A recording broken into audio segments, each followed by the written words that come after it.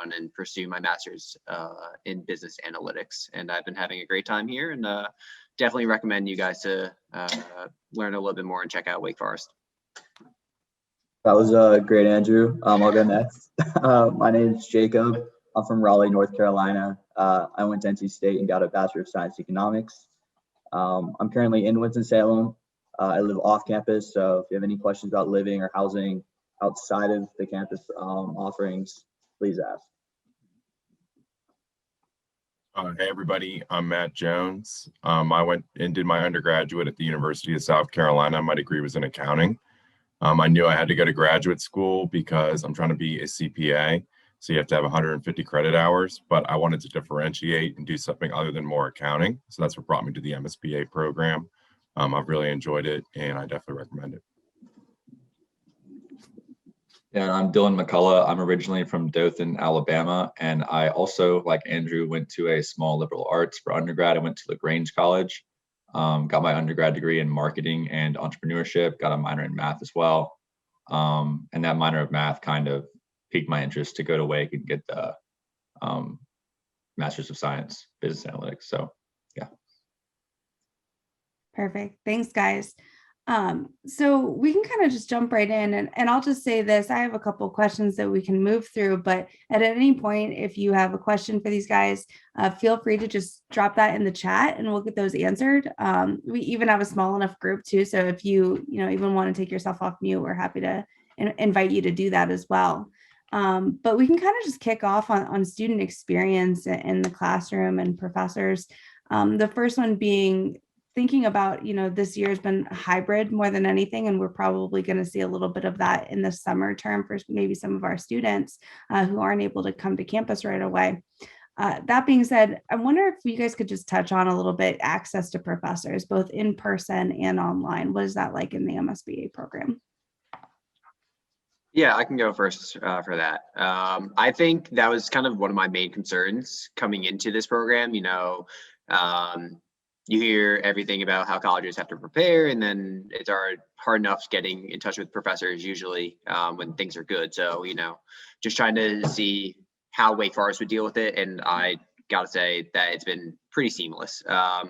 Professors here are super open to, contacting students, whether it be a quick email about, a stock going up or down in the market, or whether it be just a quick question that you have about a job or something that's going on in the classroom. So I think that transition from, hybrid to kind of in-person classes and keeping in touch with your faculty, super easy. Yeah, and my experience, I probably was most in contact with professors in the summertime. So like July, August. I moved to Winston-Salem in the summertime, and it was during like quarantine and everything, so I didn't really know anybody. And so I joined there's like a newsletter that goes out to all the students, and so like sign up for like a study group. So I signed up for the statistics class study group because I needed it. And then also like hit up the TA for like lab hours because even though I had the math minor, I definitely never coded before. And so the TA was really helpful for all my new questions that I had in the summertime. So. Yeah, I agree with everything really Andrew and Dylan said. And then what I'd also say is they're really helpful if you want to work on things outside of school as well. Like I sometimes bring things to them that are maybe related in concept to things we talk about in class, but not specific class assignments. And they're always like super excited to help. So I definitely recommend it. Yeah, not to beat a dead horse or anything, but it's really a small group of teachers, student, faculty. We're a small program at the end of the day, which is really nice because they're there for you. And there's not enough students, or we're small enough class where they'll talk to you whenever, they're reachable, they're always there, and they're excited to get to know you, especially in this hybrid setting where we're not in class every single day necessarily. They're more inclined, more excited to get to know you and want you to reach out. So highly encourage getting to know your professors. Yeah, that's what we've really heard from the recruiting side of it. So I'm glad to hear that that's been your guys' experience as well. Dylan, I'm really glad that you kind of brought up the kind of varied experience coming into the program. A lot of times we get students that may have maybe not a coding background or computer science background. And so they're a little worried about coming in with maybe limited coding or language experience. And you guys have a wide variety of backgrounds as well. So curious, some students that are coming in with that lack of experience, what would you say to them? And how can they prepare for that coming into the program?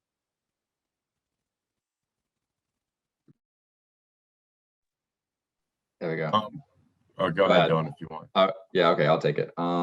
Yeah, so like going into the summertime, I signed up for like Code Academy. It was like $20 a month, and it was definitely worth it. And just did like those training videos just to like get myself familiar with it. I would probably, after going through the program, I would recommend like a data camp subscription.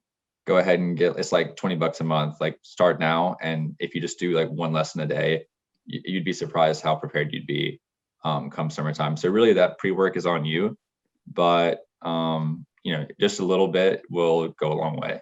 So. And to kind of expand on what Dylan said, I definitely think that Data Camp is a really good resource for if you want to expand on what's taught in the program and also kind of start to learn things yourself. I think that our class, we take an art class, it's one of the first classes we have in the program. It is really good about kind of preparing you for everything you'll have to do later on. But if you really want to learn coding and use the skill professionally, you'll probably want to use resources like Data Camp to kind of supplement that education. Yeah, and just to help on that as well, there's also this like 1-week boot camp that is offered right before classes start in the summer. Personally, I didn't do it. I think I missed the deadline by like a week. But I know a lot of people who did do it, and with their first time experiencing R or any kind of coding language, that really helped them get a grip on, what we'll be doing kind of the majority of the year. And it's a little bit smaller of a class. So you get pretty one-on-one teaching with, I believe it's Dr. Ames, who is just a fantastic resource here. So yeah, along with LinkedIn Learning, definitely that boot camp that Wake offers is a great kind of resource for you. Yeah, and just in case you happen to not be good at code, like I did data camp before, got a great certificate, it looks great on a resume, fun to do. But even if you're not great at code, you go through this program, you're in the summer, getting worried, you're like, oh man, like I'm not getting R too well or SQL later on or all these different platforms. You're gonna have your peers and everybody has their strengths. You may not coded before. I coded in undergrad. Let's say Andrew might not have at Lyco or Dylan at LaGrange. You never know. But that's part of the program, is learning to kind of emphasize your talents and your strengths and leverage your teammates. So just keep that in mind. Don't get too worried or in your head about coding at all coming into the program. That's awesome. Thank you. Andrew, I'm glad you brought up the boot camp. That's another upcoming information session we'll have with Dr. Cam. So he'll kind of go over all the perks of that, as well as the deadline, right? Not to pick on you. So great. So I'm glad you talked, Jacob, a little bit about that kind of leaning on your peers a little bit. And that really becomes evident in the practicum project with the way the groups are formed. You guys are in full swing of practicum projects. So hopeful that you guys can maybe speak on the teamwork that goes on in that experience. Yeah, so. You got a minute. Okay, yeah, so I literally have my practicum final presentation tomorrow. So I can kind of speak on it a little bit, but it's a like 8 or 9 month process of working with your team. Like you meet them in the first semester in the program, and you have to work together for pretty much the entire time. So it's definitely important to have like a working relationship with your team. But at the same time, everybody's team is a lot different. So it's kind of tough to know exactly what you'll be doing beforehand. Some projects are very low data, some are very high data, and it just kind of depends. But it's all a really good experience. Yeah, just to build off that, the whole idea of the practicum is to get you guys real world experience with a real company, using real data, tackling a real world problem that hopefully they're going to implement It's a really special idea and kind of experience we get here. Everybody has something different, and at least with your team and your teammates, it's going to be like in a real work environment. You might not be friends with them. Hopefully you are. Hopefully you guys get along, but at the same time, you're going to be working with them for solid 8 months or so, 6 months, whatever it might be, with real companies, real supervisors, people who are getting paid to do this. So it's a once in a lifetime kind of educational opportunity you get here. So really take control of that. Yeah, I think I can go. I have to watch what I say because one of my practicum members is actually in this call. What's up, Dylan? But no, I think to speak on what Jacob just said, you really do get to become pretty close knit with your team. I mean, unfortunately, with Dylan and my team, a few of us were all over the place. We had one person who is in Chicago, one person who's still over in China, and then 3 of us in Winston. So it was a really great opportunity to, build those relationships, both virtually and in person as well. Dylan and I had multiple classes together. So just building that camaraderie and that, team morale, both over our practicum project, but also outside of it, grabbing lunch together, doing anything along that line. It provided a really great experience. And I think, especially with Dylan and my client, we were definitely on the low end of data side, but a lot of it was, critically thinking about the problem at hand, really trying to analyze those relationships that we have as a team, but also with our client and how to navigate those potential obstacles that come along the way. All of it is really transferable to basically any single type of job that you go into. Yeah, me and Andrew were on the same team. I think, like he was saying, our practicum doesn't have too much data. I mean, there is data, of course, because that's what it is. But it's like, in terms of like compared to other teams, it's really not near as hard. So like sometimes we just hop on a call with our client and talk about March Madness or the hockey game from the night before. And last week it was the Masters. So it's, if nothing else, you get to manage expectations with clients, and then just get used to like a client facing role, which maybe you didn't have experience with before. So. And just one thing to add too is, how we pick our practicum projects is really unique. I think it's kind of like almost like a draft where every team is on a wheel, and then it's basically luck of the draw of how you get your thing. So luckily Dylan and I got like a top 10 pick, and we were really happy with that. But yeah, any way to build fun. And I think during normal times it's held in the auditorium and they make like a fun night out of it. So hopefully you guys get to experience that next year. Absolutely. I'm just going to answer in the chat. We got a question about how the teams are formed. So those are assigned teams. It's not something that you're going to form yourselves among your peers. And the idea is to have really balanced teams, considering background, skills, experience, things like that. And we do have an alumni on the call, Zoe, hello. I'm curious, while we're on the subject of practicums, if you could just maybe introduce yourself and then shed a little bit of light on your practicum experience and how that's affecting your full-time role and prepared you for that. Yeah, sure. Hi, everyone. This is Zoe. I graduated from the MSBA program last year, so last May. And now I joined the Krispy Kreme Donuts Corporation as a reports BI developer in the IT team. So my daily job responsibility now is to utilize SQL and some coding and like Oracle. That's very niche to the Oracle companies, another tool to build reports.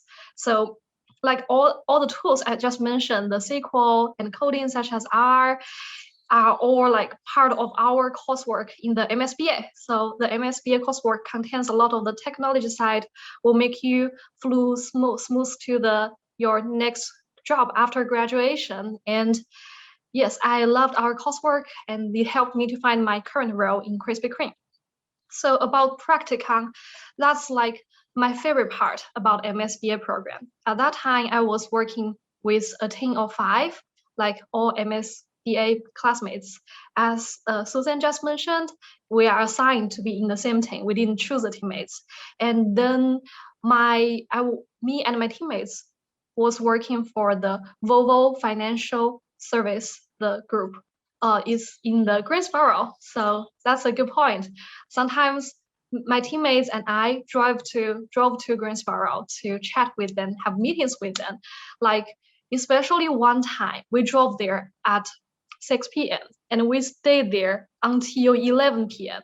because at that time we were doing a kind of coding marathon with the WFS, their team too.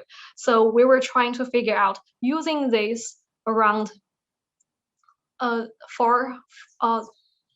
hours, how many problems can we solve? How much process can we push in this project?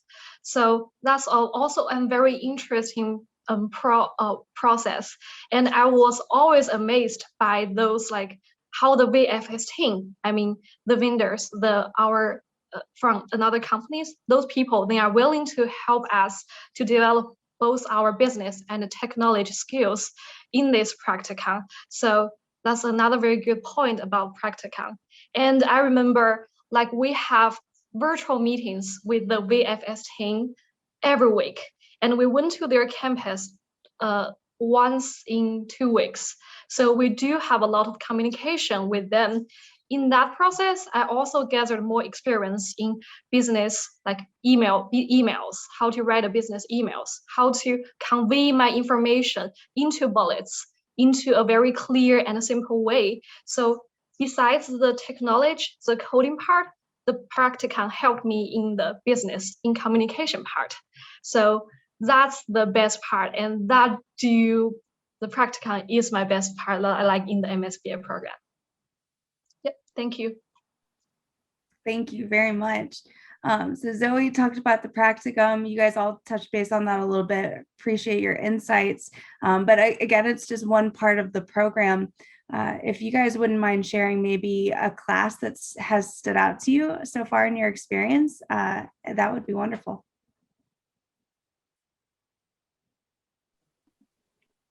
For me, probably my favorite class wasn't really a class, more of two teachers, and Dr. Balin and Mike Ames. They both coding heavy, stats heavy. I come from a Bachelor of Science in Economics background. That's my bread and butter. But both of them were so personable, so easy to talk to, so reachable. They probably had the biggest impact on my time here, just because those were the first two teachers I encountered, and then I got to have them again in the fall. And it was just a really nice experience, kind of cohesive.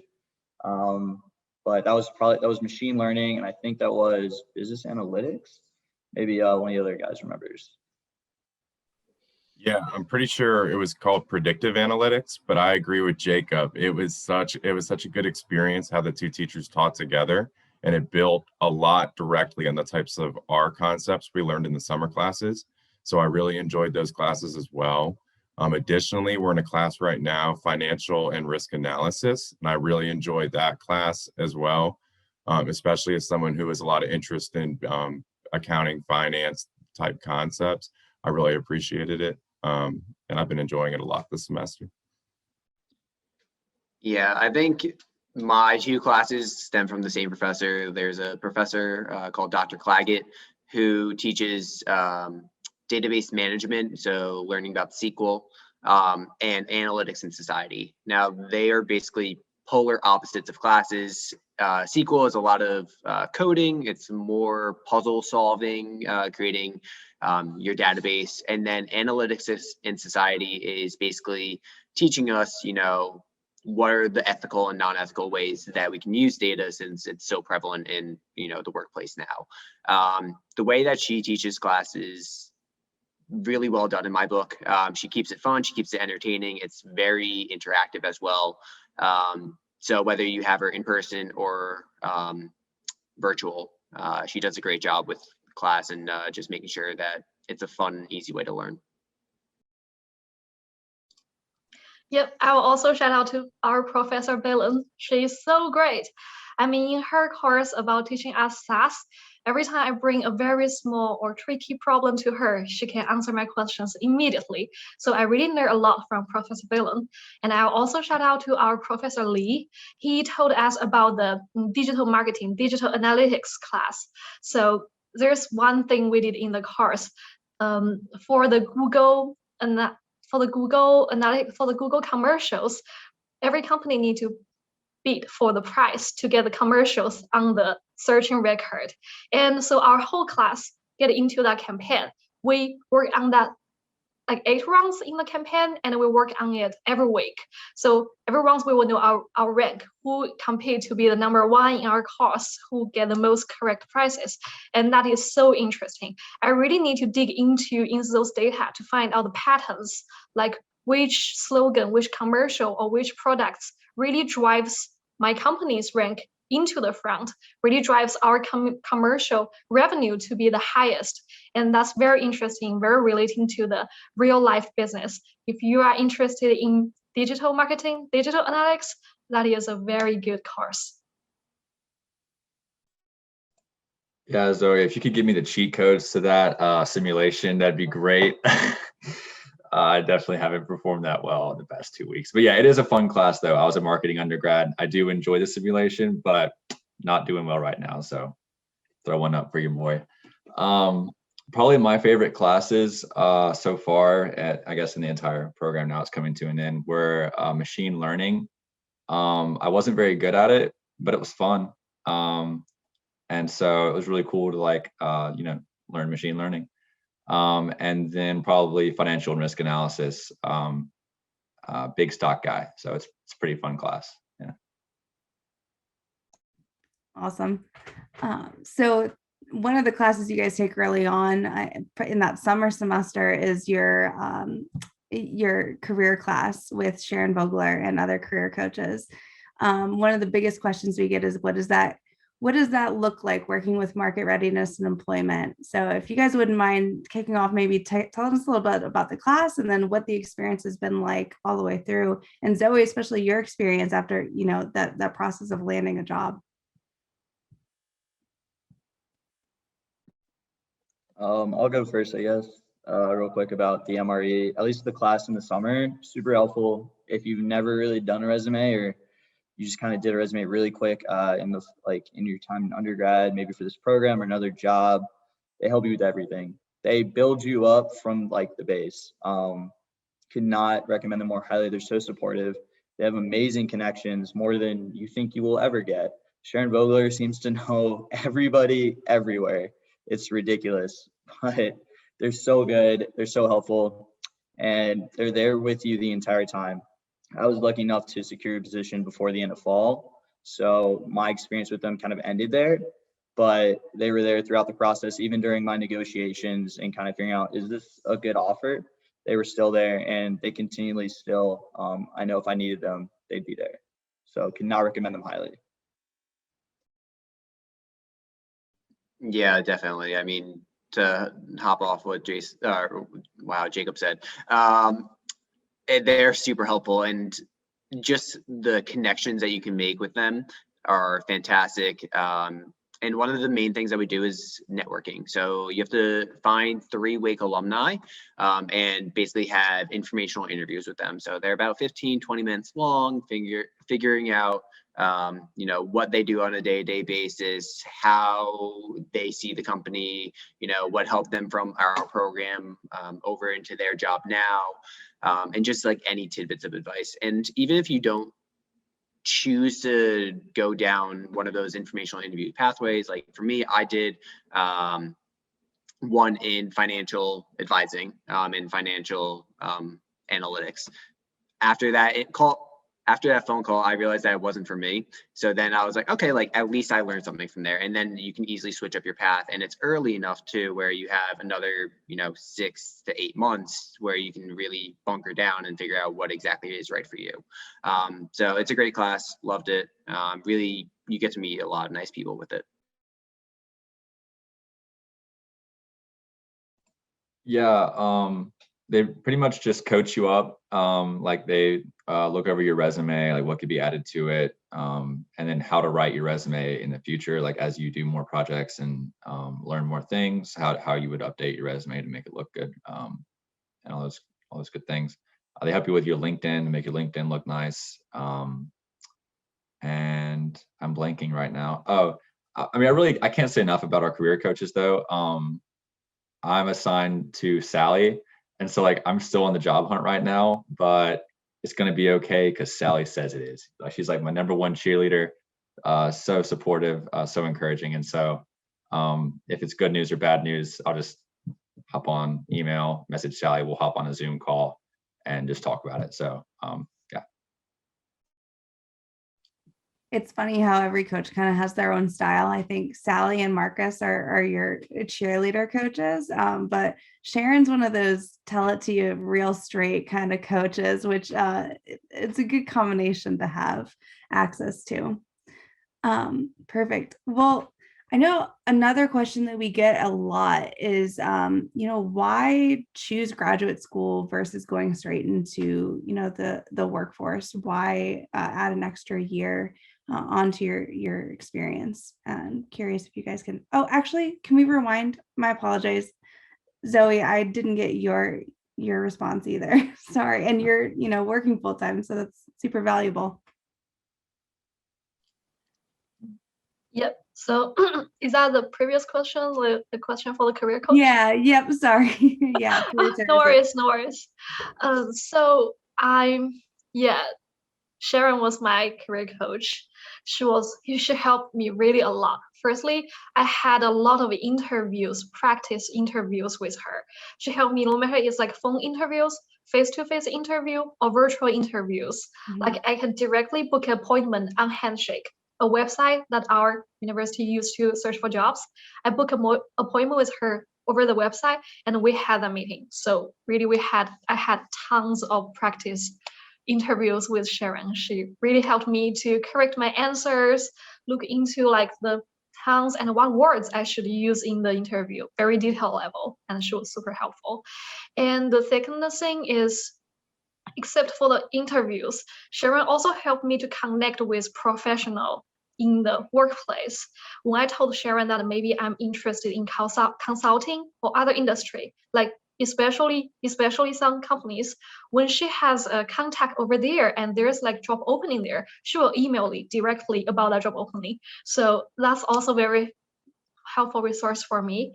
And one other thing is I did not land a job in last year's May.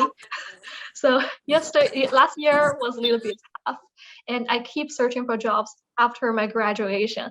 And Sharon was there, always there for me, check on my status, help me prepare my interviews, answer all my questions. So love Sharon. She was so nice. Career coach are really very valuable resources for all of us. Absolutely. Yep. And you'll keep if Sharon's your coach, she'll keep in contact with you past the program, which is Zoe. She was the one that said, go talk to Zoe. So yeah, she does know everybody.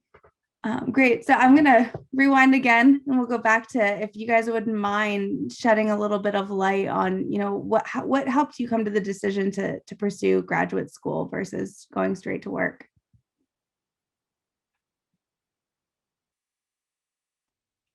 Matt, you got it? Yeah, I guess. Okay. Dylan, you got it. It's always the race to unmute, right? Yeah, Matt, you got it. Okay, cool. So as I kind of mentioned in my introduction, I was an accounting undergraduate. So I always knew if I was going to be a CPA, I was going to have to go to graduate school for at least a year just to get the credit hours I needed. And for a while, I thought I was going to do an MSA, which is a master's in accounting. But at the end of my senior year last year, I decided that, maybe it would be valuable to differentiate that skill set since I already had so many hours in accounting through my undergraduate, and didn't actually impact my ability at all to sit for the CPA exam. And I learned about the WAKE program, and they had a really, really good technical focus that I really was looking for at the time, and I've really enjoyed since coming. And I thought it would be a good fit, and I've been really happy with the decision. Yeah, I think I mentioned it a little bit before, but mine was kind of a switch of careers almost. I wasn't really sure what I wanted to do, so I went right into admissions. Was really great. I got to talk to a lot of people. But then this program allowed me to go back to my roots a little bit more. Allowed me to go more into a math-centric kind of role. And plus it allowed me to basically just enhance those skills from my undergrad. I think especially now it's such a competitive landscape that any competitive edge that you can get, whether it be learning a new language, coding language, or just, learning different skill sets can really help out in any job search. So this program is great. I came on campus, felt right at home, was able to sit in actually on Dr. Claggett's class. And from that moment on, I was like, I'm sold.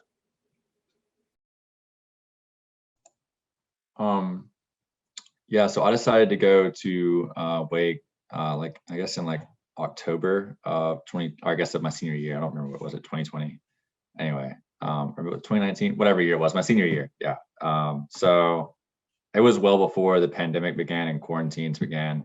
And so I really decided to go because I was president of the student government at LaGrange College. And during homecoming week, I was like entertaining board of trustees members. And then one of them was like, oh, you should get your MBA at Wake, because he was a Wake alumni. And I was like, sure, sounds good to me. So, I mean, I hadn't even considered it at all. Looked at MBA and I was like, oh, what's this MSBA? And so then, yeah, here I am. I might be a little different. So I originally want to go to law school. All 4 years, I was like, I'm going to law school, sat down, took the LSAT, had applications ready. But throughout my time as an econ major, I was exposed to kind of data analysis more in an economic sense. But I had a bunch of friends who went to another institution's program. And so they were talking to me like, you really love this, you love to do this. And so kind of last minute, I was able to pivot and able to apply a bunch of places. I applied to multiple institutions, but the thing with Wake was it's business analytics. I'm not sitting down at a computer all my life, typing out, doing data science.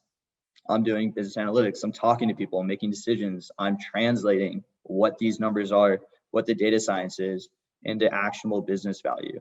And to me, that was super important. I like to talk to people. I like to be personal.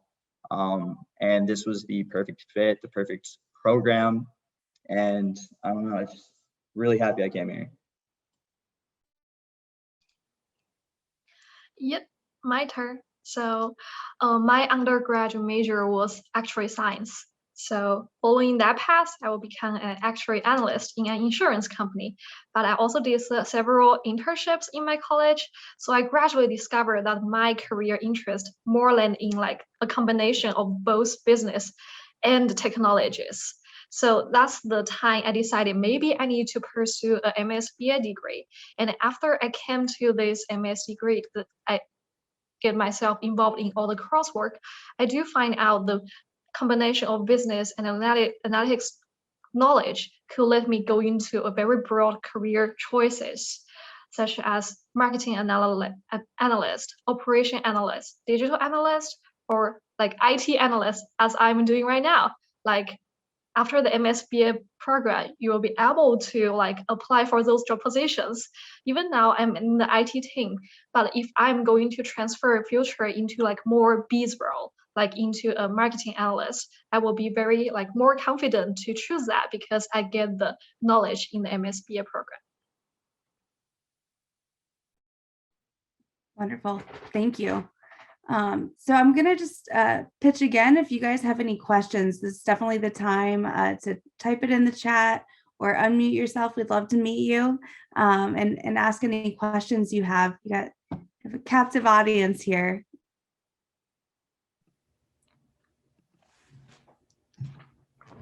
So we have a question in the chat. What the changes you guys have noticed happened after COVID for business analytics? It's kind of hard to say. I think Zoe, you might have the clearest sense of this because you experienced the program both completely on ground and completely online. I know our other guys have experienced it as we've kind of been trying to transition and hybrid back to normal. But if you could tell us about your experience, that would be great. Okay, gotcha. I can speak a little about the retail industry as the Krispy Kreme it is in the retail industry as a food company. And for especially last year, the COVID-19 really damaged the whole economy. But Krispy Kreme sales was booming. Yeah, because of the e-commerce. Like people cannot go into the store in person, but the e-commerce sales was booming. That's why Krispy Kreme get more sales, better grade in last year. I think this must be the same to other like retail companies, maybe if they have the e-commerce services over there. It also helped my company to fasten our speed of immigration of all the IT system, because there's a increasing sharper needs for the e-commerce. So we need to put more, no matter money or investment or human capitals into this business, into the e-commerce. A project now I'm in is the global sales project. So I'm helping the IT actor, the IT system to be unified, to be more standard for our global sales, such as people, our shops in Africa, they can submit their retail sales grid to us more like smoother. So that's part of the IT architecture at the back end of a company that people at the front side of the business usually didn't notice. But fortunately, I am in the IT team, so I noticed that trend.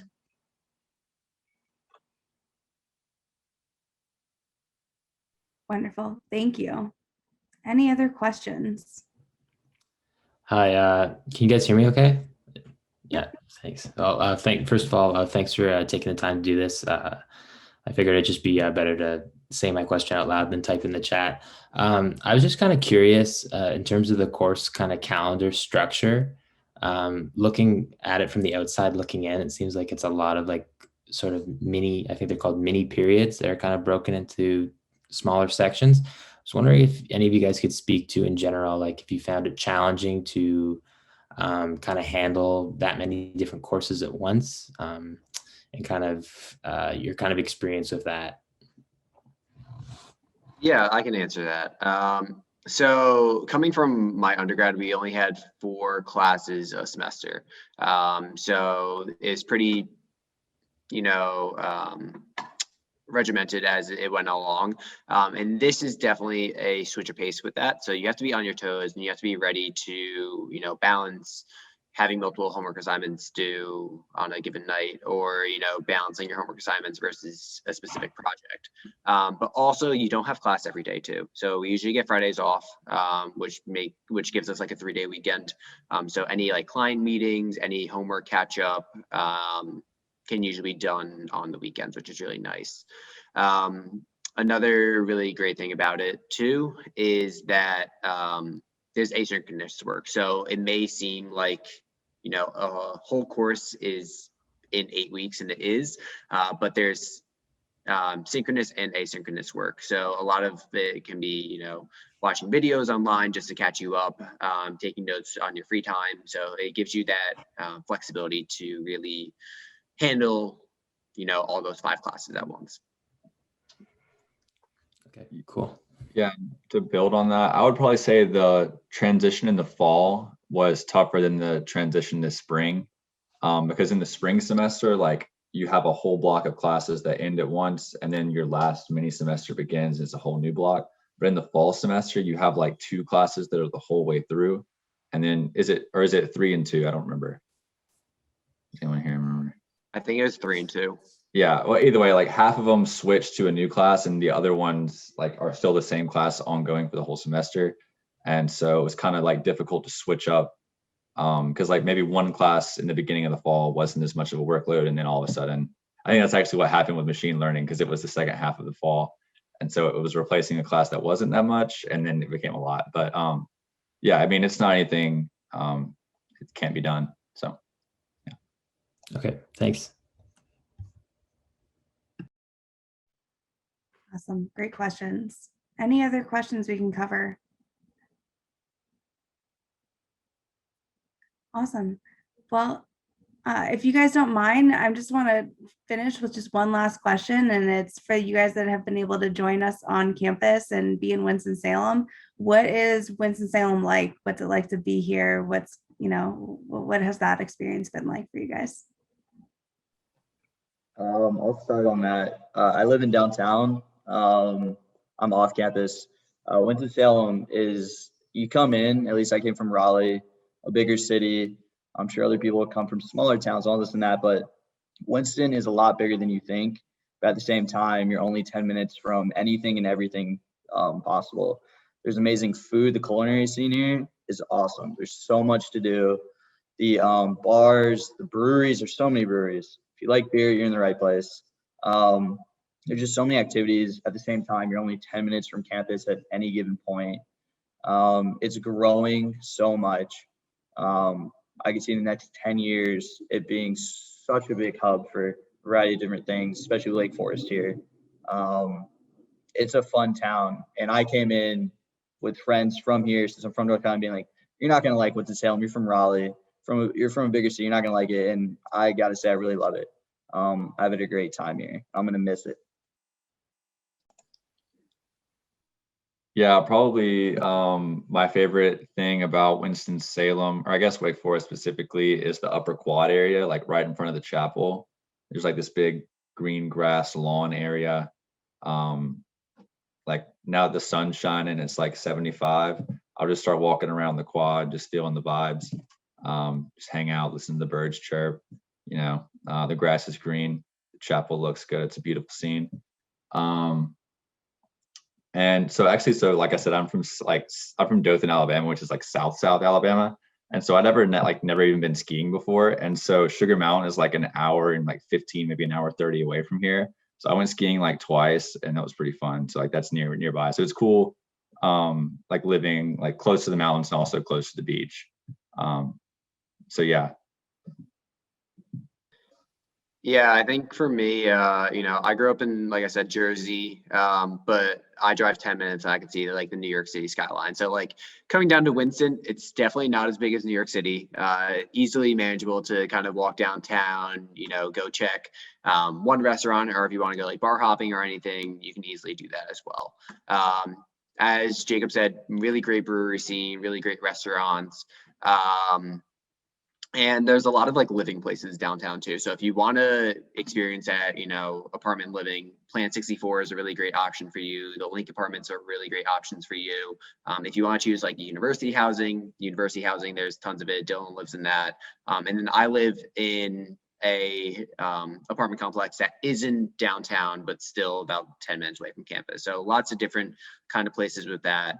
And then one thing I want to add on to Dylan's thing is, he did a tour of Wake Forest campus and like Farrell Hall, which is our business building.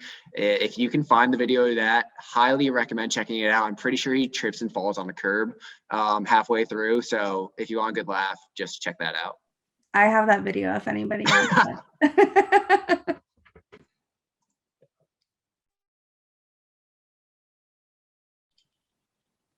Yeah, I almost forgot about that video, actually. I was like, where is he going with this? But yeah, I shot a video. I think it's on the Instagram page too. It's like, I don't even want to butcher the handle, but I'm sure you guys, have seen the handle for Instagram. But yeah.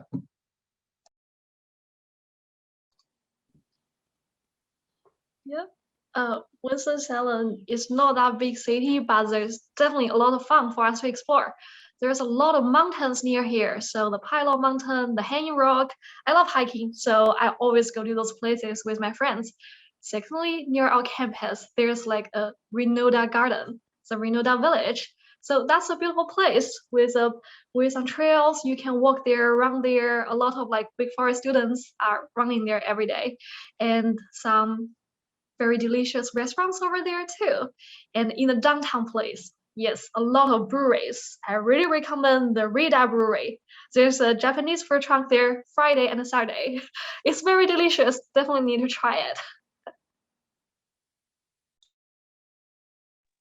Well, I think everybody's hit on some really good points with Winston. I'll add one more thing. I live actually right next to campus and graduate housing.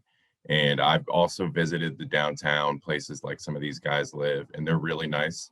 But if you want like a really affordable option, the graduate housing is pretty good too. And since it's like a 3-minute walk to campus, it's really close to class, and there's tons of great places to enjoy the outdoors, kind of like Dylan mentioned. I've been kind of walking around doing the same thing because it's been so nice recently. They have really good outdoor tracks and stuff too that you could run on or exercise. So like there's a lot of places to enjoy. Awesome. Thanks everyone so much for joining us today, whether it's evening, morning for anyone. We really appreciate your time, especially big thanks to our panelists. I know you guys are busy. Matt, I know you have your practicum tomorrow, so I really appreciate you taking the time to join us today.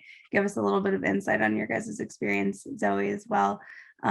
Thank you to all of our panelists, and I'm going to drop my email just in the chat. So if anybody has any follow-up questions, feel free to shoot me an email. Always happy to help. And other than that, I hope you guys have a great rest of your day.